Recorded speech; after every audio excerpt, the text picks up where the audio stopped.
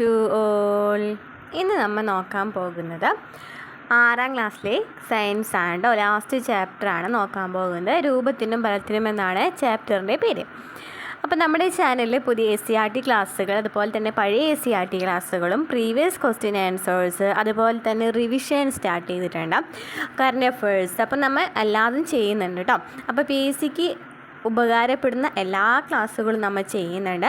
നമ്മുടെ ക്ലാസ്സുകൾ ഇഷ്ടമാവുകയാണെന്നുണ്ടെങ്കിൽ സപ്പോർട്ട് ചെയ്യാം കേട്ടോ. അപ്പോൾ നമുക്ക് ഇന്നത്തെ ക്ലാസ്സിലേക്ക് പോകാം. ഞാൻ പറഞ്ഞു ചാപ്റ്ററിൻ്റെ പേര് എന്താണ്, രൂപത്തിനും ഫലത്തിനും എന്നാണ് ചാപ്റ്ററിൻ്റെ പേര് പറയുന്നത്. അപ്പോൾ നോക്കി, ഒരു കുറുക്കനും ആമയും തമ്മിലുള്ള ഒരു സംഭാഷണം നൽകിയിട്ടുണ്ട് അല്ലേ. കുറുക്കൻ എന്താ പറഞ്ഞത്, ആമകൾക്ക് ഈ തോടില്ലായിരുന്നെങ്കിൽ എന്താ ചെയ്യായിരുന്നു, ആമ എന്നെ ഭക്ഷിക്കാൻ പറ്റുമായിരുന്നു അല്ലേ. എന്നാൽ ആമ എന്ത് ചെയ്തു, വെറുതെയാണോ എൻ്റെ ശരീരത്തിന് ഈ ഹെൽമെറ്റ് എന്ന് പറഞ്ഞിട്ട് ആമ അതിൻ്റെ ഉള്ളിലേക്ക് ഒളിച്ചിരിക്കുകയാണ്. അപ്പോൾ ആമനെ കഴിക്കാനായിട്ട് പറ്റുമോ, ഇല്ല അല്ലേ. അപ്പോൾ അങ്ങനെ കട്ടിയുള്ള പുറന്തോട് ആർക്കുണ്ട്, ആമയ്ക്കുണ്ട്. നോക്കിയേ, ചിത്രം നിരീക്ഷിക്കുക. ജീവികളുടെ പുറന്തോടിൻ്റെ പ്രത്യേകതകൾ കണ്ടെത്താൻ പറഞ്ഞിട്ടുണ്ട് അല്ലേ. നോക്കിയേ, ഇവിടെ നമുക്ക് എല്ലാ ജീവികളും മൊച്ച്, ഞണ്ട്, പാറ്റ, അട്ട എന്നിവയ്ക്കൊക്കെ നൽകിയിട്ടുണ്ട് അല്ലേ. അപ്പോൾ നമ്മൾ നോക്കാം.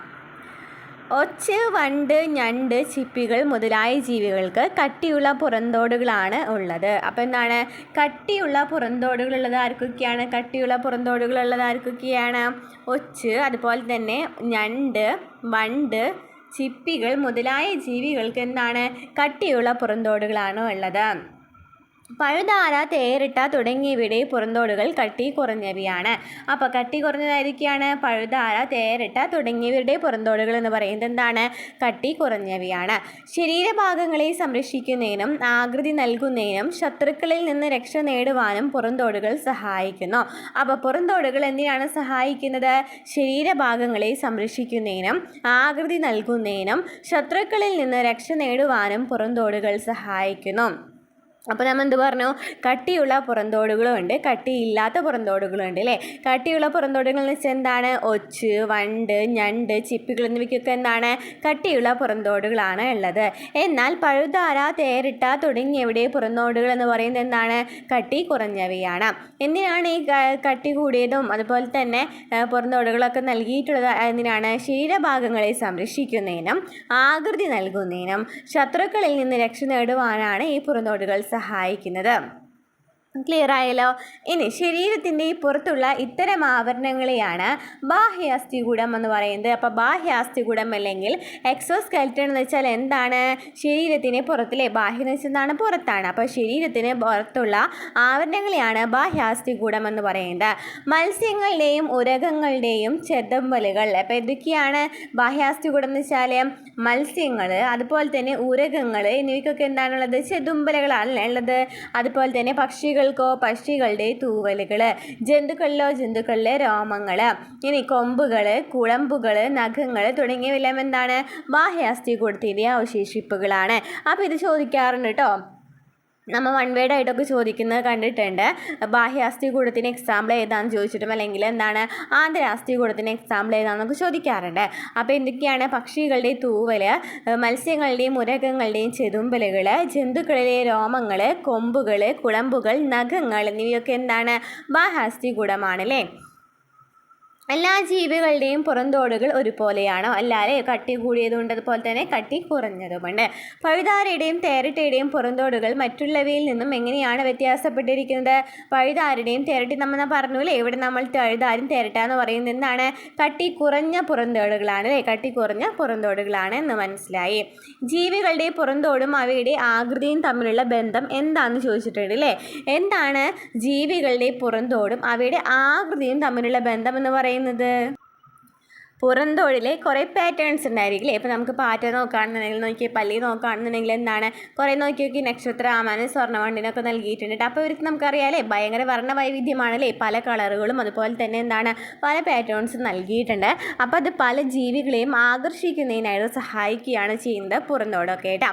ഈ പുറന്തോടുകൾ ജീവികൾക്ക് എപ്രകാരമാണ് സഹായിക്കുന്നത്, ഈ പുറന്തോടുകൾ എങ്ങനെയാണ് ജീവികൾക്ക് സഹായകമാകുന്നത്, ശരീരത്തിനെ സംരക്ഷിക്കുന്നുണ്ട് അല്ലേ. പുറന്തോടുകളാണ് ശരീരത്തിനെ സംരക്ഷിക്കുന്നത്. അതുപോലെ തന്നെ ആന്തരാവയവങ്ങളെ സംരക്ഷിക്കുന്നുണ്ട്. പിന്നെന്താണ് ശത്രുക്കളിൽ നിന്ന് രക്ഷ നേടുന്നത്. പിന്നെന്താ ആകൃതി അല്ലേ, ആകൃതി നൽകുന്നതൊക്കെ എന്താണ് ഈ പുറന്തോടുകളാണ് അല്ലേ. അപ്പോൾ ഇത്രയൊക്കെയാണ് പുറന്തോടുകളെ കുറിച്ചിട്ട് പറയാനുള്ളത്, ബാഹ്യാസ്ഥികൂടത്തെ കുറിച്ച് പറയാനുള്ളത്. അപ്പോൾ നോക്കി പുറന്തോടിലെ വർണ്ണ വൈവിധ്യം എന്ന് പറഞ്ഞ് നൽകിയിട്ടുണ്ട് അല്ലേ. പുറന്തോടുകളിലെ മനോഹരമായ പാറ്റേൺ, നിറങ്ങൾ തുടങ്ങിയവ പല ജീവികളെയും കൂടുതൽ ആകർഷകമാക്കുന്നു. ഈ ആകർഷകത്വം അവയുടെ നിലനിൽപ്പിന് ഭീഷണിയാവുന്നുമുണ്ട്. മനുഷ്യൻ യാതൊരു നിയന്ത്രണവുമില്ലാതെ ഇവയെ പിടികൂടുന്നു. ഇത്തരത്തിലുള്ള പല ജീവികളും ഇന്ന് വംശനാശ ഭീഷണിയിലാണ് അല്ലേ. നക്ഷത്രയാമ, സ്വർണ്ണവണ്ടൊക്കെ എന്ത് ചെയ്യുന്നുണ്ട്, മനുഷ്യന്മാർ പിടികൂടുന്നത് കാരണമാണ്, ഇവർ ഭംഗി കാരണമാണ് അല്ലേ. അപ്പോൾ അങ്ങനെയൊക്കെ ചെയ്യുന്നത് മൂലം ഇവരുടെ വംശനാശം സംഭവിക്കുന്നുണ്ട് അല്ലേ ഇവർക്ക്. ഇനി എന്താണ് രൂപം നൽകൽ നമ്മൾ പറഞ്ഞു അല്ലേ. പല ജീവികൾക്കും പുറന്തോടുകൾ ആകൃതിക്ക് സഹായിക്കുന്നുണ്ടെന്ന് പറഞ്ഞു. അപ്പോൾ നോക്കി, നമ്മുടെ വീടുകളിൽ എപ്പോഴും കണ്ടുവരുന്ന രണ്ട് ചെറു ജീവികളാണ് അല്ലേ, പാറ്റയും പല്ലിയും എന്ന് പറയുന്നത് എന്താണ്, രണ്ട് ചെറു ജീവികളാണ്. അപ്പോൾ ഇവരുടെയൊക്കെ അസ്ഥികൂടങ്ങൾ ഒരുപോലെയാണോ? അല്ല അല്ലേ. ഇവരുടെ അസ്ഥികൂടങ്ങൾ തമ്മിൽ നല്ല വ്യത്യാസമുണ്ട്. അപ്പോൾ നോക്കി പല്ലിയുടെ അസ്ഥികൂടം നൽകിയിട്ടുണ്ട് കേട്ടോ. അപ്പോൾ നമുക്ക് കുറച്ച് അസ്ഥികൂടങ്ങളൊക്കെ നൽകിയിട്ടുണ്ട്. എന്തിനൊക്കെയാണ്? പശുവിന് നൽകിയിട്ടുണ്ട്, ആട് നൽകിയിട്ടുണ്ട് അല്ലേ, പശുവിൻ്റെ, ആടിൻ്റെ. പിന്നെ എന്തിനൊക്കെയാണ് നൽകിയിരിക്കുന്നത്? പൂച്ച, കൊക്ക്, പല്ലി, മത്സ്യമീൻ അല്ലേ എന്നിവയുടെയൊക്കെ എന്ത് നൽകിയിട്ടുണ്ട്? അസ്ഥികൂടങ്ങൾ നൽകിയിട്ടുണ്ട്. അപ്പോൾ നിങ്ങൾ വരച്ച പല്ലിയുടെ അസ്ഥികൂടം ശരിയായോ എന്നൊക്കെ പറയുന്നുണ്ട്. അപ്പോൾ ശരീരത്തിനുള്ളിൽ കാണുന്ന അസ്ഥികൂടത്തിന് നമ്മൾ എന്താണ് പറയുന്നത്? ശരീരത്തിന് പുറത്ത് കാണുന്ന അസ്ഥികളെയാണ് ബാഹ്യാസ്ഥികൂടം എന്ന് പറയുന്നത്. എന്നാൽ ശരീരത്തിനുള്ളിൽ കാണുന്ന അസ്ഥികൂടത്തിന് എന്ത് പറയുന്നു? പശു, ആട് തുടങ്ങിയ ജീവികളുടെ അസ്ഥികൂടങ്ങൾ ശരീരത്തിന് ഉള്ളിലാണ് ഉള്ളത്. അപ്പോൾ നമ്മൾ പറഞ്ഞല്ലേ, ശരീരത്തിന് പുറത്തുള്ളത് അല്ലെങ്കിൽ ബാഹ്യാസ്ഥികൂടത്തിൻ്റെ എക്സാമ്പിൾ നമ്മൾ പറഞ്ഞു അല്ലേ. ഉരകങ്ങളിലെയും അതുപോലെ തന്നെ മത്സ്യങ്ങളിലേക്ക് ചെതമ്പലുകളും കുളമ്പ്, നഖങ്ങൾ, അതുപോലെ തന്നെ രോമങ്ങൾ എന്നിവയൊക്കെ എന്താണ്? പുറത്ത് കാണപ്പെടുന്നതാണ് അല്ലേ. അപ്പോൾ ഉള്ളിലുള്ളത് ഏതൊക്കെയായിരിക്കും? ഏതാണ്? പശുവിനും ആടിനൊക്കെ അസ്ഥികൂടങ്ങൾ എവിടെയാണുള്ളത്? ശരീരത്തിനുള്ളിലാണ് ഉള്ളത്.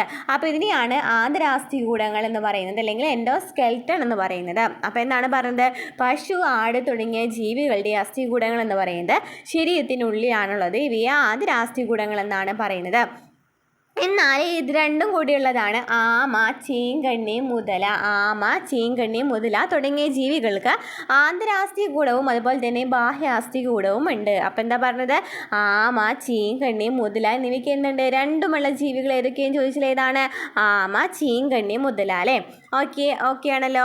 ഇനി പശുവിന് നമ്മൾ പറഞ്ഞു അല്ലേ, ആന്തരാസ്ഥികൂടമാണുള്ളത്. പശുവിന് എന്താണ്? ആന്തരാസ്ഥികൂടമാണുള്ളത്. ഉള്ളിലുള്ള സ്കെൽറ്റൺസ് ആണ് ഉള്ളത്. അസ്ഥികൂടം ഇല്ലായിരുന്നുവെങ്കിൽ പശുവിൻ്റെ രൂപം എങ്ങനെയായിരിക്കും എന്ന് ആലോചിച്ച് നോക്കിയേ. അപ്പോൾ അസ്ഥികൂടങ്ങൾ എന്ന് പറയുന്നത് ജീവികൾക്ക് എങ്ങനെയെല്ലാം സഹായിക്കുന്നത്? അസ്ഥികൂടങ്ങൾ എന്ന് പറയുന്നത് രൂപം നൽകുന്നുണ്ട് അല്ലേ, അതുപോലെ തന്നെ ഒരു ആകൃതി നൽകുന്നുണ്ട്, ബലം നൽകുന്നുണ്ട്, അതുപോലെ തന്നെ ആന്തരാവയവങ്ങളെ സംരക്ഷിക്കുന്നതിനായിട്ട് അല്ലേ, ആന്തരാവയവങ്ങളെ സംരക്ഷിക്കുന്നതിനായിട്ട് അസ്ഥികൾ സഹായിക്കുന്നുണ്ട്. ശത്രുക്കളിൽ നിന്നും രക്ഷ നേടുവാനായിട്ട് സഹായിക്കുന്നുണ്ട്. പിന്നെ എന്തൊക്കെയാണ് വരുന്നത്? ആകൃതി നൽകുന്നുണ്ടെന്ന് പറഞ്ഞാൽ ബലം നൽകുന്നുണ്ട്. നമ്മളെ ശരീരത്തിലെ ആന്തരാവയവങ്ങളൊക്കെ താങ്ങി നിർത്തുന്നതിനായിട്ട് സഹായിക്കുന്നുണ്ട്. അപ്പോൾ ഇത്രയൊക്കെയാണ് അസ്ഥികൂടങ്ങൾ എന്ന് പറയുന്നത് നമുക്ക് സഹായകരമാകുന്നത്. അസ്ഥികൾ ശരീരത്തിന് ആകൃതിയും ഉറപ്പും നൽകുന്നു. അവ ചലനത്തിനും സഹായിക്കുന്നുണ്ട്. അപ്പോൾ എന്താണ് ചലനത്തിനും സഹായിക്കുന്നത്? എന്താണ്? അസ്ഥികൂടങ്ങളാണ് അല്ലേ. അപ്പോൾ അസ്ഥികൾ ശരീരത്തിന് ആകൃതിയും ഉറപ്പും നൽകുന്നു, അതുപോലെ തന്നെ അവ ചലനത്തിനും സഹായിക്കുന്നുണ്ട്. ഓക്കെ ആണല്ലോ. ഇനി നെക്സ്റ്റ് പറയാൻ പോകുന്ന ഇമ്പോർട്ടൻ്റ് ആണ് കേട്ടോ. മനുഷ്യൻ്റെ അസ്ഥികൂടമാണ് ചോദിച്ചിരിക്കുന്നത്. അപ്പോൾ ഇത് ഇടയ്ക്കിടയ്ക്ക് ക്വസ്റ്റ്യൻസ് കാണാറുണ്ട് കേട്ടോ. PSCയിൽ എപ്പോഴും ചോദിക്കാറുണ്ട് അസ്ഥികൂടങ്ങളെ കുറിച്ചിട്ട്. എത്ര എണ്ണം ഉണ്ടെന്നൊക്കെ ചോദിക്കാറുണ്ട്. അപ്പോൾ വിവിധ ജീവികളുടെ അസ്ഥികൂടങ്ങൾ നാം പരിചയപ്പെട്ടല്ലോ. നമുക്കും എന്തുണ്ട്? അസ്ഥികൂടമുണ്ട്. ശരീരത്തിലെ വിവിധ അസ്ഥികളുടെ സ്ഥാനം, ആകൃതി എന്നിവ നോക്കാനൊക്കെ പറഞ്ഞിട്ടുണ്ട്. ശരീരത്തിൻ്റെ വിവിധ ഭാഗങ്ങളിലെ അസ്ഥികൾ നമ്മൾ വരച്ചിട്ടുണ്ടോ എന്നൊക്കെയാണ് ചോദിച്ചിരിക്കുന്നത്. അപ്പോൾ മനുഷ്യ ശരീരത്തിലെ വിവിധ ഭാഗങ്ങളിലെ അസ്ഥികളുടെ ചിത്രങ്ങൾ നോക്കിയേ. തലയോട്, വാരിയെല്ല്, കയ്യിലെ എല്ല്, നട്ടെല്ല് എന്നിവയൊക്കെ നൽകിയിട്ടുണ്ട് അല്ലേ. എന്തൊക്കെയാണ് നൽകിയിരിക്കുന്നത്? തലയോട്, വാരിയെല്ല്, കയ്യിലെ എല്ല്, നട്ടെല്ല് എന്നിവയൊക്കെ നൽകിയിട്ടുണ്ട്. അപ്പോൾ നമുക്ക് നോക്കിയേ, ഇതിൽ നമുക്ക് ഓരോ അസ്ഥികൾ നൽകിയിട്ടുണ്ട് അല്ലേ. തലയോട്, വാരിയെല്ല്, നട്ടെല്ല്, കയ്യിലെല്ല്, കായൽ എന്നിവയൊക്കെയാണ് ചിത്രങ്ങളിൽ നൽകിയിരിക്കുന്നത്. അപ്പോൾ തലയോടിൻ്റെ പ്രത്യേകത എന്ന് പറയുന്നത് എന്താണ്? തലയോടെന്ന് വെച്ചാൽ എന്താണ്? തലയോടെന്ന് വെച്ചാൽ തലയോടിനുള്ളിൽ എന്തുണ്ടായിരിക്കും? കുറേ അസ്ഥികളുണ്ടായിരിക്കും. ഇവ തമ്മിൽ കണക്ട് ചെയ്തിട്ടുണ്ടായിരിക്കും അല്ലേ? തലയോടെന്ന് പറയുന്നത് ഇവ തമ്മിൽ കണക്ട് ചെയ്തിട്ടുണ്ടായിരിക്കാം. അതുപോലെ തന്നെ തലയോടിൽ എന്തുണ്ട്? കീഴ്ത്താടിയെല്ലുണ്ട് അല്ലേ? തലയോടിൽ കീഴ്ത്താടിയെല്ലുണ്ട്. ഈ കീഴ്ത്താടിയെല്ല് എന്ന് പറയുന്നത് നമ്മുടെ ശരീരത്തിൽ തീരെ എന്താണ്? ചലനത്തിന് തീരെ സഹായിക്കാത്തത്, അതായത് ചലനം ഇല്ലാത്തൊരു സന്ധി ഞാൻ ചോദിക്കുകയാണെന്നുണ്ടെങ്കിൽ കീഴ്ത്താടിയെല്ലാണ്ടോ. അപ്പോൾ അതൊഴിച്ച് ബാക്കിയുള്ള എല്ലാ ഭാഗങ്ങളും എന്താണ്? ചലിക്കുന്നുണ്ട്. അപ്പോൾ അതിന് ചലനത്തിന് സഹായിക്കുന്നുണ്ട്. അപ്പോൾ പ്രയോജനം എന്ന് പറയുന്നത് എന്താണ്? തലയോടെന്ന് വെച്ചാൽ തലച്ചോറിനെ സംരക്ഷിക്കുകയാണ് തലയോട് ചെയ്യുന്നത് അല്ലേ? തലയോടെന്ന് വെച്ചാൽ എന്താണ്? തലച്ചോറിനെ സംരക്ഷിക്കുകയാണ് ചെയ്യുന്നത്. ഇനി വാരിയിലെന്ന് വെച്ചാലോ, വാരിയിലെന്ന് പറയുന്നത് എത്ര എണ്ണം ഉണ്ട്? 24 എണ്ണം അല്ലേ? അതായത് 12 ജോഡികളാണ് വാരിയിലെന്ന് പറയുന്നത്. എത്രയാണുള്ളത്? 12 ജോഡികൾ, അതായത് 24 എന്ത്? വാരിയെല്ല് എന്ന് പറയുന്നത്. അപ്പോൾ ഈ വാരിയെല്ല് എന്തിനാണ് സഹായിക്കുന്നത്? ഹൃദയത്തിനെയും ശ്വാസകോശത്തിനെയും ഒക്കെ പൊതിഞ്ഞ് സംരക്ഷിക്കുന്നത് നമുക്കറിയാം അല്ലേ? ഹൃദയത്തിനെയും ശ്വാസകോശത്തിനെയും സംരക്ഷിക്കുന്നത് എന്താണ്? വാരിയെല്ലാണ്. അപ്പോൾ വാരിയെല്ല് എന്ന് പറയുന്നത് നമ്മൾ പറഞ്ഞു 24 എണ്ണാന്ന് പറഞ്ഞു. അതുപോലെ തന്നെ എന്താണ്? ഹൃദയത്തിനൊക്കെ ശ്വാസകോശത്തിനൊക്കെ സംരക്ഷിക്കുന്ന എന്താണ്? വാരിയെല്ലാണെന്ന് പറഞ്ഞു അല്ലേ? വാരിയെല്ല് എന്ന് പറയുന്നത് എങ്ങനെയാണ്? വളഞ്ഞിട്ടൊക്കെയാണ് വാരിയെല്ല് കാണപ്പെടുന്നത്. ഇനി നട്ടെല്ലെന്ന് വെച്ചാൽ എന്താണ്? നട്ടെല്ലെന്ന് വെച്ചാൽ നിവർന്നിട്ടാണല്ലേ കാണപ്പെടുന്നത് നട്ടെല്ല് എന്തിനാണ് സഹായിക്കുന്നത്? ചലനത്തിന് സഹായിക്കുന്നുണ്ട് അല്ലേ? നിവർന്ന് നിൽക്കാനൊക്കെ സഹായിക്കുന്ന എന്താണ്? നട്ടെല്ലാണ്. അപ്പോൾ നട്ടെല്ലെന്ന് പറയുന്നത് എസ് ആകൃതിയിലാണ് കേട്ടോ. നട്ടെല്ല് കാണപ്പെടുന്നത് എസ് ആകൃതിയിലാണ്. ഇനി കയ്യിലെ എല്ലുകളും കാലുകളിലെ എല്ലുകളും എന്തിനാണ് സഹായിക്കുന്നത്? ചലനത്തിന് സഹായിക്കുന്നുണ്ട് അല്ലേ? കയ്യിലെ എല്ലുകൾ എന്ന് പറയുന്നത് കൈയുടെ ചലനത്തിനാണ് സഹായിക്കുന്നത്. കയ്യിലെ എല്ലുകളിൽ തന്നെ എന്തുണ്ട്? കുറേ വിരലുകളുണ്ട് അല്ലേ? കയ്യിലെ എല്ലിൻ്റെ അടുത്തായിട്ട്, അതായത് അറ്റത്തായിട്ട് എന്ത് കാണപ്പെടുന്നുണ്ട്? കുറേ ഭുജങ്ങൾ അല്ലെങ്കിൽ കുറേ കുഞ്ഞു അസ്ഥികളൊക്കെ കാണപ്പെടുന്നുണ്ട്. അതുപോലെ തന്നെ കൈയുടെ ചലനത്തിനാണ് ഇത് സഹായിക്കുന്നത്. കാലിലെ എല്ലുകളിലും എന്തുണ്ട്? ഇതുപോലെ തന്നെ സെയിം സംഭവം തന്നെയാണ് അല്ലേ? കാലിൻ്റെ ഇതിലും എന്തുണ്ട്? വിരലുണ്ട് അല്ലേ? അതുപോലെ തന്നെ കാലെന്ന് പറയുന്നത് എന്താണ്? ചലനത്തിന് സഹായിക്കുന്നുണ്ട്. കാലിൻ്റെ ചലനത്തിന് സഹായിക്കുന്നുണ്ട്. അപ്പോൾ മനുഷ്യ ശരീരത്തിലെ എല്ലുകൾ ആകൃതിയിലും വലിപ്പത്തിലും എങ്ങനെയാണ് വ്യത്യാസപ്പെട്ടിരിക്കുന്നതെന്നല്ലേ നമ്മൾ ഇത്ര നേരം പറഞ്ഞത്? മനുഷ്യ ശരീരത്തിലെ എല്ലുകളും ആകൃതിയിലും വലിപ്പത്തിലും വ്യത്യാസപ്പെട്ടിരിക്കുന്നു എന്ന് പറഞ്ഞു. അപ്പോൾ നമ്മൾ ഇപ്പോൾ പറഞ്ഞ കാര്യങ്ങളൊക്കെ ഉണ്ടോ? മനുഷ്യ ശരീരത്തിലെ എല്ലുകൾ എന്ന് പറയുന്നത് എന്താണ്? തലയോടെന്ന് വെച്ചാൽ തലച്ചോറിനെ സംരക്ഷിക്കുന്നുണ്ട്. അതുപോലെ തന്നെ നമ്മൾ പറഞ്ഞു അല്ലേ? കീഴ്ത്താടിയിൽ ഒഴിച്ച് ബാക്കിയൊക്കെ എന്താണ്? ചലന സ്വാതന്ത്ര്യമുള്ളതാണ്. അതുപോലെ തന്നെ വാരിയിലെന്ന് വെച്ചാൽ നമ്മൾ പറഞ്ഞു ഹൃദയത്തിനെയും ശ്വാസകോശത്തിനെയാണ് സംരക്ഷിക്കുന്നത്. അതുപോലെ തന്നെ വാരിയിലെന്ന് പറയുന്നത് 24 എണ്ണമാണ് ഉള്ളതെന്ന് പറഞ്ഞു അല്ലേ? വളഞ്ഞു പൊളിഞ്ഞിട്ടൊക്കെയാണ് കാണപ്പെടുന്നത്. നട്ടെല്ലെന്ന് പറയുന്നത് എന്തിനാണ് സഹായിക്കുന്നത്? നട്ടെല്ലെന്ന് പറയുന്നത് നമുക്ക് നിവർന്ന് നിൽക്കുവാനും ചലനം സാധ്യമാക്കുകയും ചെയ്യുന്നു. കൈകാലുകളാണെന്നുണ്ടെങ്കിലും ചലനം സാധ്യമാക്കുന്നുണ്ട് എന്ന് പറഞ്ഞു അല്ലേ? ഇനി തലയോടിൻ്റെ പ്രാധാന്യം എന്താണ്? തലയോടിൻ്റെ പ്രാധാന്യം എന്ന് പറയുന്നത് നോക്കിയൊക്കെ ഒരു പിക്ചർ നൽകിയിട്ടുണ്ട് അല്ലേ? നമുക്ക് ഹെൽമെറ്റ് എന്തായാലും വെക്കണമെന്ന് നിർബന്ധമാക്കിയിട്ടുണ്ട്. അപ്പോൾ എന്തുകൊണ്ടാണ് ഹെൽമെറ്റ് വെക്കണമെന്ന് നിർബന്ധം പറയുന്നത്? നമ്മുടെ തലച്ചോറിൽ എന്തെങ്കിലും ക്ഷതങ്ങൾ ഉണ്ടാവുകയാണെന്നുണ്ടെങ്കിൽ അതിനെ സംരക്ഷിക്കല്ലേ? തലച്ചോറിനെ സംരക്ഷിക്കുന്നതിന് വേണ്ടിയിട്ടാണ് എന്ത് ധരിക്കണമെന്ന് പറയുന്നത്? ഹെൽമെറ്റ് ധരിക്കണമെന്ന് പറയുന്നത്. അപ്പോൾ അതാണ് ഇരുചക്ര വാഹനങ്ങളിൽ യാത്ര ചെയ്യുന്നവർ എന്താണ്? ഹെൽമെറ്റ് ധരിക്കേണ്ടതെന്ന് പറയുന്നത്. ഇനി അസ്ഥികൾ പലവിധമുണ്ട്. നമ്മൾ പറഞ്ഞു അല്ലേ? തലയോട്, വാരിയെല്ല്, നട്ടെല്ല്, മറ്റെല്ലുകൾ എന്നിവ ആകൃതിയിലും വലിപ്പത്തിലും വ്യത്യാസപ്പെട്ടിരിക്കുന്നു.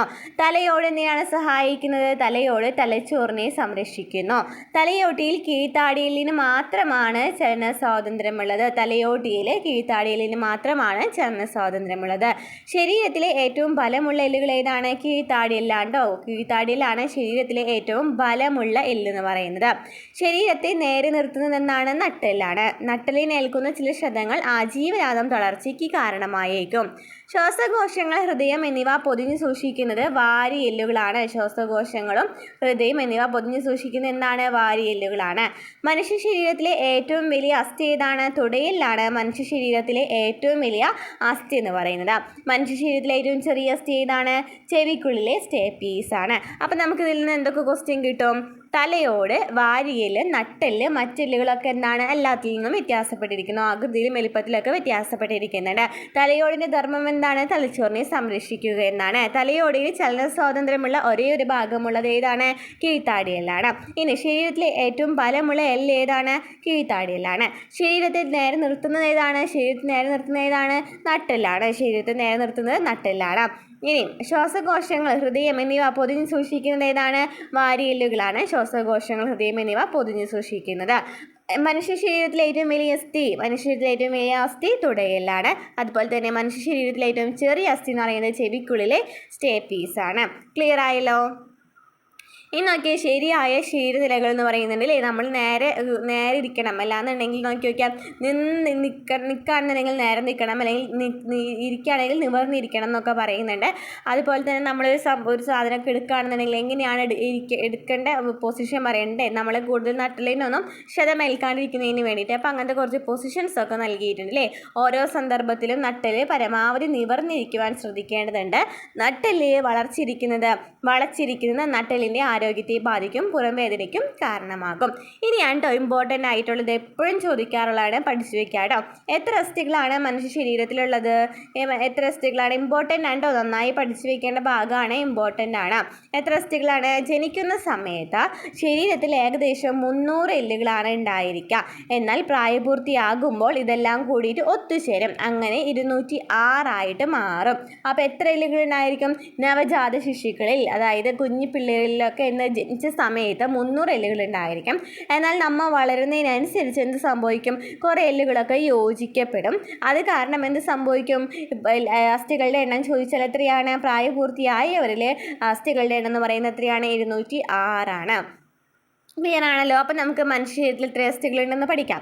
തലയോടെന്ന് വെച്ചാൽ എത്രയാണ്? തലയോട് 22 ആണ്. തലയോടെന്ന് വെച്ചാൽ 22, വാരിയെല്ല് 24, ഓരോ കാലിലും 30 എണ്ണം വെച്ചിട്ടുണ്ട് കേട്ടോ. ഓരോ കാലിലും 30 എണ്ണം വെച്ചാൽ 60 എണ്ണം ഉണ്ട്. അതുപോലെ തന്നെ അരക്കെട്ട് എന്ന് പറയുന്നത് 2, നട്ടിൽ എത്രയാണ്? 33, ഓരോ കയ്യിലും എത്രയാണ്? 32, ഓരോ കയ്യിലും 32, മാറല് 1. അപ്പം എന്തൊക്കെയാണ് പറഞ്ഞത്? തലയോട് 22, വാരിയെല്ല് 24, ഓരോ കാലിലും 30, ഓരോ കയ്യിലും 32, അരക്കെട്ട് 2, മാറല് 1, നട്ടെല്ല് 33. പഠിച്ചു വെക്കാം കേട്ടോ. മൂക്ക്, ചെവി എന്നിവയിൽ കാണുന്നത് എന്താണ്? മൃദുവായ അസ്ഥികളാണ് അല്ലേ. മൂക്ക്, ചെവി എന്നിവയിൽ കാണുന്നത് മൃദുവായ അസ്ഥികളാണെന്ന് ചോദിച്ചിട്ടുണ്ട് കേട്ടോ. ഇവയെ തരുണാസ്ഥികൾ എന്നാണ് വിളിക്കുന്നത്. അപ്പോൾ തരുണാസ്ഥികൾ എന്ന് പറയുന്നതാണ് ഏതൊക്കെ? മൂക്കിലും ചെവിയിലും കാണപ്പെടുന്ന അസ്ഥികളെയാണെന്ന് പറയുന്നത് തരുണാസ്ഥികൾ എന്ന് പറയുന്നത്, കാർട്ടിലേജ് എന്ന് പറയുന്ന. കുട്ടികളിൽ ഈ തരുണാസ്ഥികളുടെ എണ്ണം എന്ന് പറയുന്നത് കൂടുതലായിരിക്കും. ഓക്കെ ആണല്ലോ. ഇനി ചലനത്തിനും സഞ്ചാരത്തിനും നിങ്ങളുടെ കൈമുട്ടുകൾ നിവർത്തി വെച്ച് പിന്നിൽ നീളമുള്ളൊരു വടി കെട്ടിവെക്കൂ, എന്നിട്ട് താഴെ പറയുന്ന പ്രവർത്തനങ്ങൾ ചെയ്യുവാനൊക്കെ പറഞ്ഞിട്ടുണ്ട്. അപ്പം നോക്കി, കൈപ്പത്തി എന്ന് പറയുന്നത് എന്താണ്? മുകളിലേക്കും താഴേക്കും ചലിപ്പിക്കുവാനായിട്ട് കഴിയും അല്ലേ. കൈമുട്ട് എന്ന് പറയുന്നത് നമുക്കറിയാം അല്ലേ, ഒരു ഭാഗത്തേക്ക് മാത്രമല്ല, അങ്ങോട്ടും ഇങ്ങോട്ടും മാത്രമാണ് കൈമുട്ട് ചലിപ്പിക്കാനായിട്ട് കഴിയുന്നത്. എല്ലാ ദിശയിലേക്കും ചലിപ്പിക്കാനായിട്ട് കഴിയുന്നുണ്ടോ? കൈമുട്ടെന്ന് പറയുന്നത് ഒരു ഭാഗത്തേക്ക് മാത്രമാണ് അല്ലേ. കാൽമുട്ടെന്ന് പറയുന്നതോ ഒരു ഭാഗത്തേക്ക് മാത്രമാണ് ചലിപ്പിക്കുവാനായിട്ട് കഴിയുന്നത്. കഴുത്തെന്ന് പറയുന്നത് 2 ദിശകളിലേക്ക്, 2 ദിശകളിലേക്കും എന്ത് ചെയ്യാനായിട്ട് പറ്റുന്നുണ്ട്? നമുക്ക് തിരിക്കുവാനായിട്ട് പറ്റുന്നുണ്ട്. കൈക്കുഴ എന്ന് പറയുന്നത് എന്താണ്? ഒരു കുഴിയിലാണല്ലേ ഇത് തിരിയുന്നത്. ഏറ്റവും കൂടുതൽ ചലനമുള്ളത് ഈ കൈക്കുഴിക്കാണ്. അപ്പം നമുക്കിതിൽ നിന്ന് മനസ്സിലായില്ലേ, ഒരു ഭാഗത്തേക്ക് മാത്രം ചലിപ്പിക്കാവുന്നവയാണ് അല്ലേ എന്ന് പറയുന്നത് ഏതൊക്കെയാണ്? നമ്മൾ പറഞ്ഞത് കൈമുട്ടും കാൽമുട്ടും പറഞ്ഞു. 2 ദിശകളിലേക്ക് ചലിപ്പിക്കുന്നവ ഏതൊക്കെയാണ്? 2 ദിശകളിലേക്ക് നമ്മൾ പറഞ്ഞത് ഏതൊക്കെയാണ്? കഴുത്ത് പറഞ്ഞു അല്ലേ. കഴുത്തെന്ന് പറയുന്നത് 2 ദിശകളിലേക്കും ചലിക്കാമെന്ന് പറഞ്ഞു. പല ദിശകളിലും ചലിപ്പിക്കാൻ പറ്റുന്നതാണ് തോളല് സന്ധി, ഇടുപ്പല് സന്ധിയൊക്കെ പറയുന്നത്. അപ്പോൾ പലതരം ചലനങ്ങൾക്കും പ്രവർത്തനങ്ങൾക്കും നമ്മെ സഹായിക്കുന്നത് അസ്ഥികളെ തമ്മിൽ ബന്ധിപ്പിക്കുന്ന അസ്ഥിസന്ധികളാണ്. അപ്പോൾ സന്ധി എന്ന് വെച്ചാൽ എന്താണ്? പലതരം ചലനങ്ങൾക്കും പ്രവർത്തനങ്ങൾക്കും തമ്മിൽ സഹായിക്കുന്നത് ഈ അസ്ഥികളെ തമ്മിൽ ബന്ധിപ്പിച്ച് നിൽക്കുന്ന അസ്ഥിസന്ധികളാണ്. അപ്പോൾ ഏതൊക്കെയാണ് സന്ധികൾ? ഇമ്പോർട്ടൻ്റ് ആണ് കേട്ടോ, ഇത് പഠിച്ചു വയ്ക്കണം, നല്ല ഇമ്പോർട്ടൻ്റ് ആണ്. അപ്പോൾ ഗോളരസന്ധി എന്ന് പറയുന്നത് എന്താണ്? ബോളർ അല്ലേ, അതായത് ബോൾ ആൻഡ് സോക്കറ്റ് ജോയിൻ എന്നാണ് പറയുന്നത്. തോളിലെ സന്ധി, ഇടുപ്പല്ല് സന്ധിയൊക്കെ എന്താണ്? ഗോളരസന്ധിയാണ്.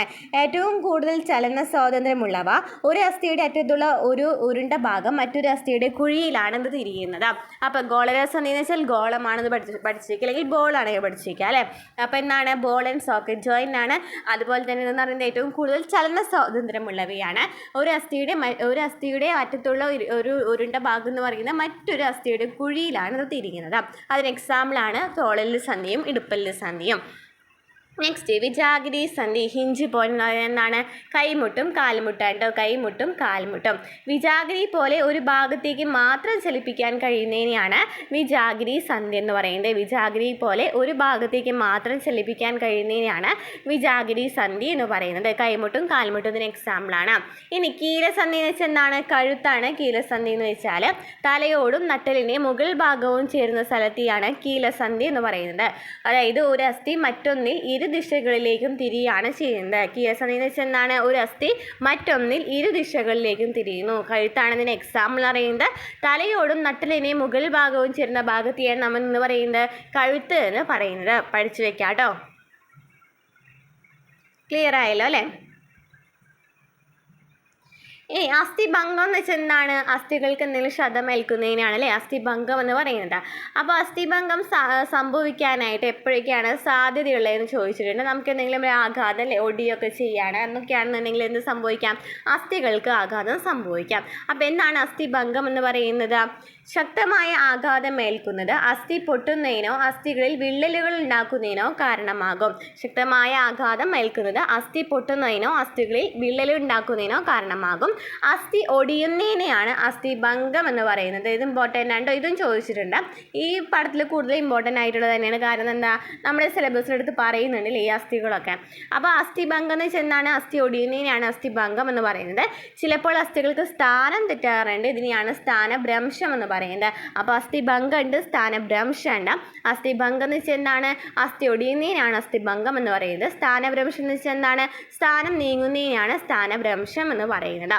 താഴെ പറയുന്ന ലക്ഷണങ്ങൾ പരിശോധിച്ച് അസ്ഥിഭംഗം വന്നിട്ടുണ്ടോ എന്ന് നോക്കാൻ പറഞ്ഞിട്ടുണ്ട്. നമുക്ക് പരിക്കേൽക്കുമ്പോൾ വേദന, പരിക്കേറ്റ ഭാഗം ഇളക്കാൻ പ്രയാസം, നീര് വന്ന് വീർത്തിരിക്കുന്നു, അല്പം വളവ് സംഭവിച്ചിട്ടുണ്ട്, സമാനമായ എല്ലുമായി വ്യത്യാസം എന്നൊക്കെ പറയുന്നുണ്ട്. അപ്പോൾ ഇതൊക്കെ എന്തിന് എക്സാമ്പിളാണ്? നമുക്ക് അസ്ഥിഭംഗം സംഭവിച്ചിട്ടുണ്ടോ എന്ന് നോക്കുന്നതിനുള്ള കാര്യങ്ങളാണ് കേട്ടോ. നോക്കി വയ്ക്കാം കേട്ടോ. ഇനി അസ്ഥിഭംഗം ഉണ്ടായാൽ നമ്മൾ എന്താണ് ചെയ്യണത്? ഇത് ചോദിച്ചിട്ടുണ്ട് കേട്ടോ. ഇത് പഠിച്ചു വയ്ക്കുക. അസ്ഥിഭംഗം സംഭവിച്ച ഒരാളെ വേഗം ആശുപത്രിയിൽ എത്തിക്കുകയാണ് ചെയ്യേണ്ടത്. അതിന് മുമ്പ് ഇതാണ് കേട്ടോ ചോദിച്ചിരുന്നത്. ഈ സ്പ്ലിൻ്റ് ആണ് ചോദിച്ചിട്ടുണ്ടായിരുന്നത്. ഒടിഞ്ഞ ഭാഗങ്ങൾ ഇളകാതെ ശ്രദ്ധിക്കണം. ഇതിന് സ്പ്ലിൻ്റ് ഉപയോഗിച്ച് കിട്ടുന്നത് സഹായകമാകും. എന്താണ്? സ്പ്ലിൻ്റ് ഉപയോഗിക്കാം. അപ്പോൾ എന്താണ് സ്പ്ലിൻ്റ് എന്ന് വെച്ചാൽ? മരം. ഇത് പഠിച്ചു വയ്ക്കുക കേട്ടോ. അത് ചോദിച്ചിട്ടുണ്ട്, ഇമ്പോർട്ടൻ്റ് ആണ്. മരം, പ്ലാസ്റ്റിക്, ലോഹം എന്നിവയിൽ ഏതെങ്കിലും കൊണ്ട് നിർമ്മിച്ച് ഉറപ്പുള്ള താങ്ങുപലകയാണ് സ്പ്ലിൻ്റ് എന്ന് പറയുന്നത്. അപ്പോൾ എന്തൊക്കെയാണ്? മരം, പ്ലാസ്റ്റിക്, ലോഹം അല്ലേ? മരം, പ്ലാസ്റ്റിക്, ലോഹം എന്നിവയെ കൊണ്ട് നിർമ്മിച്ചിട്ടുള്ള ഒരു താങ്ങുപലകയാണ് എന്ന് പറയുന്നത് സ്പ്ലിൻ്റ് എന്ന് പറയുന്നത്. കൈകാലുകളിലെ ഒടിവുള്ള എല്ല് നിശ്ചലമാക്കി വെക്കുവാൻ സ്പ്ലിൻ്റ് വെച്ച് കിട്ടുന്നത് സഹായകമാകും. അപ്പം നമ്മുടെ കയ്യിലും കാലിലൊക്കെ ചിലപ്പോൾ ഒടിവുണ്ടായിരിക്കില്ല എല്ലുകൾക്കൊക്കെ. അപ്പോൾ നമ്മൾ എന്താണ് സ്പ്ലിൻ്റ് എന്ന് വെച്ചാൽ പറഞ്ഞു? മരം, പ്ലാസ്റ്റിക്, ലോഹം എന്നിവയിൽ ഏതെങ്കിലും കൊണ്ട് നിർമ്മിച്ചുറപ്പുള്ള താങ്ങുപലകയാണ് സ്പ്ലിൻ്റ് എന്ന് പറയുന്നത്. കൈകാലുകളിലെ ഒടിവുള്ള എല്ല് നിശ്ചലമാക്കി വെക്കുവാൻ എന്ത് സഹായിക്കും? സ്പ്ലിൻ്റ് വെച്ച് കിട്ടുന്നത് സഹായകമാകും എന്ന് പറഞ്ഞിട്ടുണ്ട്. ഇനി നമുക്ക് അസ്ഥികളുടെ കാഠിന്യം. ഇത് ഇമ്പോർട്ടൻ്റ് ആണ്, പഠിച്ചു വെക്കണം കേട്ടോ. കാരണം അസ്ഥികളുടെ കാഠിന്യത്തിന് കാരണം എന്താണ്? കാൽസ്യം ഫോസ്ഫേറ്റ് ആണ്. കാൽസ്യം ഫോസ്ഫേറ്റ് ഇമ്പോർട്ടൻ്റ് ആണ്, പഠിച്ചു വെക്കാം കേട്ടോ. കാൽസ്യം ഫോസ്ഫേറ്റ് ആണ് എന്ന് സഹായിക്കുന്നത് അസ്ഥികളുടെ കാഠിന്യത്തിന് സഹായിക്കുന്നത്. അതിനാൽ അസ്ഥികളുടെ വളർച്ചയ്ക്ക് കാൽസ്യം, ഫോസ്ഫറസ് എന്നിവ ആവശ്യമാണ്. എന്തൊക്കെയാണ്? കാൽസ്യം, ഫോസ്ഫറസ് അസ്ഥികളുടെ വളർച്ചയ്ക്ക് സഹായകമാണ്. വളർച്ചയുടെ ഘട്ടത്തിൽ കാൽസ്യം, ഫോസ്ഫറസ് തുടങ്ങിയ ധാതുക്കൾ അസ്ഥികളെ ബലപ്പെടുത്തുന്നു. ചെറിയ കുട്ടികളുടെ അസ്ഥികൾക്ക് ബലം കുറയാൻ കാരണം എന്താണ്? കാൽസ്യം ഫോസ്ഫേറ്റ് കുറയുന്നത് കാരണം കേട്ടോ. കാൽസ്യം ഫോസ്ഫേറ്റ് നിക്ഷേപം കുറവായതിനാലാണ് എന്ത് സംഭവിക്കുന്നത്? ചെറിയ കുട്ടികളുടെ അസ്ഥികളുടെ ബലം കുറയുന്നത്. പ്രായമായവരിൽ ശരീരത്തിന് വേണ്ട കാൽസ്യം അസ്ഥികളിൽ നിന്നും ആഗിരണം ചെയ്യും. പ്രായമായവരാണെന്നുണ്ടെങ്കിൽ എന്ത് ചെയ്യും? പുറത്തുനിന്ന് തന്നെ ആഗിരണം ചെയ്യും. ശരീരത്തിന് വേണ്ട ആവശ്യങ്ങളൊക്കെ കാൽസ്യമൊക്കെ അതിൽ നിന്ന് തന്നെ അസ്ഥികളിൽ നിന്ന് തന്നെ ആഗിരണം ചെയ്യും. ഇത് അസ്ഥിയുടെ ബലക്ഷയത്തിന് കാരണമാകും. അപ്പോൾ അത് ബലക്ഷയത്തിന് കാരണമാകും. അപ്പോൾ നമ്മൾ എന്തൊക്കെ കഴിക്കണം? കുമ്പളങ്ങ, പടവലങ്ങ തുടങ്ങിയ പച്ചക്കറികളിലും പേരയ്ക്ക, ചാമ്പയ്ക്ക തുടങ്ങിയ പഴങ്ങളിലും മുട്ട, പാല്, ചെറു മത്സ്യങ്ങൾ എന്നിവയിലും എന്താണ്? കാൽസ്യം ധാരാളം ഉണ്ട്. പേരയ്ക്ക, ചാമ്പയ്ക്ക, മുട്ട, പാല്, ചെറു മത്സ്യങ്ങൾ എന്നിവയിലൊക്കെ എന്തുണ്ട്? നന്നായിട്ട് കാൽസ്യം ഉണ്ട്. കാരണം എന്താണ്? മുതിർന്നവരിൽ കാണാറുണ്ടല്ലേ അസ്ഥിഭ്രംശം അല്ലെങ്കിൽ അസ്ഥി സ്ഥാനഭ്രംശമൊക്കെ നന്നായി സംഭവിക്കാറുണ്ട്. അതുപോലെ തന്നെ കഴപ്പും കാലുവേദനയൊക്കെ ഉണ്ടാകുന്നതിന് കാരണം എന്താണ്? അസ്ഥികളിൽ നിന്ന് തന്നെ അവർക്ക് ഇപ്പോൾ കിട്ടാത്ത കാൽസ്യം ആഗിരണം ചെയ്യുകയാണ് ചെയ്യുന്നത്. അപ്പോൾ അവരുടെ ശരീരത്തിൽ അതിൽ നിന്ന് തന്നെ ആഗിരണം ചെയ്യുമ്പോൾ അസ്ഥികൾക്ക് ബലം കുറയാണ് ചെയ്യുന്നത്. അപ്പോൾ നമുക്ക് ഇങ്ങനത്തെ ഈ പേരയ്ക്ക, ചാമ്പയ്ക്ക, ഈ മുട്ട, പാല് എന്നിവ, മത്സ്യം എന്നിവയൊക്കെ നന്നായിട്ട് കഴിക്കുകയാണെന്നുണ്ടെങ്കിൽ ഇത് നമുക്ക് പരമാവധി കുറയ്ക്കാനായിട്ട് പറ്റും. എന്നാൽ എന്താണ് പിള്ളേരിലാണെന്നുണ്ടെങ്കിൽ അങ്ങനെ ഒന്നും കഴിക്കാനായിട്ട് പറ്റില്ല അല്ലേ. അപ്പോൾ എന്താണ് അവരിൽ കാൽസ്യം ഫോസ്ഫറസ് നന്നായിട്ട് ആവശ്യമാണ് എന്നാണ് പറയുന്നത് വളർച്ചയുടെ തുടക്കത്തിൽ തന്നെ. അപ്പോൾ എന്താണ് പറഞ്ഞത് ഇവിടെ അസ്ഥികളുടെ കാഠിന്യത്തിന് കാരണം എന്താണ് കാൽസ്യം ഫോസ്ഫേറ്റ് ആണ്. അപ്പോൾ ഇത്രയൊക്കെയാണ് ഈ ചാപ്റ്ററിൽ പറയുന്നത് കേട്ടോ. ഇത്രയൊക്കെയാണ് ഈ ചാപ്റ്ററിൽ പറയുന്നത്. പിന്നെ നമുക്ക് കൊടുത്തിട്ടുള്ള നോക്കിയേ നൽകിയിട്ടുള്ള ആക്ടിവിറ്റീസ് എന്ന് പറയുന്നത് നമ്മൾ നേരത്തെ പഠിച്ചിട്ടുള്ള സംഭവങ്ങൾ ബാഹ്യാസ്ഥികൂടം ആന്തരാസ്ഥികൂടം എന്ന് വെച്ചാൽ എന്താ നമ്മൾ പറഞ്ഞു അല്ലേ. ബാഹ്യാസ്ഥികൂടം എന്ന് വെച്ചാൽ നമ്മൾ പുറത്തുള്ള അവയവങ്ങൾ പറഞ്ഞു അല്ലേ. അതുപോലെ തന്നെ ആന്തരാസ്ഥികൂടം എന്ന് വെച്ചാൽ ഉള്ളിലുള്ള അവയവങ്ങൾ പറഞ്ഞു അല്ലേ. നമ്മൾ ആന്തരാസ്ഥികൂടം എന്തൊക്കെയാണെന്ന് പറഞ്ഞിട്ടുണ്ടായിരുന്നു. അതുപോലെ തന്നെ വിജാഗിരി സന്ധി, കീലസന്ധി, അതുപോലെ തന്നെ നെടത്തെരി നീങ്ങുന്ന സന്ധിയൊക്കെ വളരെ സന്ധി എന്നിവയൊക്കെ പഠിച്ചിട്ടുണ്ടായിരുന്നു. അപ്പോൾ ഇത്രയൊക്കെയാണ് ഈ ചാപ്റ്ററിൽ പറയുന്നത്. ഇതോടുകൂടി നമ്മുടെ എന്ത് ചാപ്റ്റർ കഴിയാണ് നമ്മളുടെ 6ാം ക്ലാസ് ചാപ്റ്റർ കഴിയാണ്ടോ സയൻസ് ചാപ്റ്റർ കഴിയാണ്. അപ്പോൾ നമ്മുടെ ക്ലാസ്സുകൾ ഇഷ്ടമാണെന്നുണ്ടെങ്കിൽ സപ്പോർട്ട് ചെയ്യാം. അതുപോലെ തന്നെ ലൈക്ക് ചെയ്യുക, കമൻറ്റ് ചെയ്യുക, ഷെയർ ചെയ്യുക കേട്ടോ. അപ്പോൾ നമ്മുടെ ഇന്നത്തെ ക്ലാസ് കഴിഞ്ഞ് നമുക്ക് നാളത്തെ ക്ലാസ്സായിട്ട് വീണ്ടും കാണാം.